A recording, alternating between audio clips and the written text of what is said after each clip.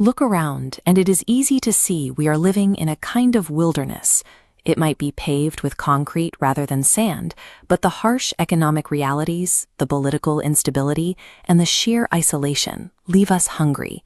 We are constantly searching for meaning, for connection, for something that actually sustains us. 3,000 years ago, the Israelites found themselves in a much more literal desert. For 40 years, they walked through a barren landscape of red rock and sand, battling physical hunger, thirst, and fear. Yet they didn't starve. Each morning, a strange, flake-like substance appeared on the drab desert floor, providing exactly enough nourishment for a single day. The people asked in Hebrew, manna, which translates simply as, "What is it?" That name stuck.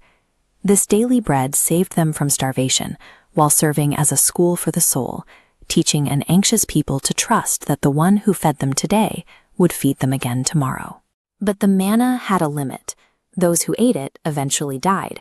It provided temporary relief, but humanity required a permanent cure for its spiritual starvation. The celebration of Corpus Christi, approaching this June 7th, 2026, declares that there is an ultimate, everlasting answer to our endless desert hunger. Standing before a crowd in the ancient city of Capernaum, Jesus claimed to be the fulfillment of that ancient manna, but he shifted the language entirely. He didn't say he would provide bread, as Moses did. He told them, "I am the living bread." He then stated his flesh was true food. The crowd was understandably disturbed, but instead of softening his tone or retreating into metaphor, he deepened the claim. In John's Greek Gospel, Jesus swaps the ordinary word for eating for a graphic verb, trogo, which translates to gnaw or chew audibly. By using trogo, he forces the point.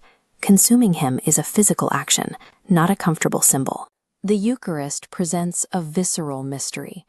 It is heaven taking physical form and touching earth, presenting us with the exact same choice the crowd had, to either turn away in disbelief or to fully consume. This raises a difficult logical problem. If this requires physical participation in the single sacrifice Christ made on the cross, how can we interact with an event that ended 2 millennia ago? When Jesus told his disciples, "Do this in memory of me," we often hear memory as a fond recollection or a mental photograph. In a biblical context, that definition is lacking. A linear timeline shows a 2,000-year gap between Calvary and today. The biblical concept bridging this is omnesis, making a historical event actively present now.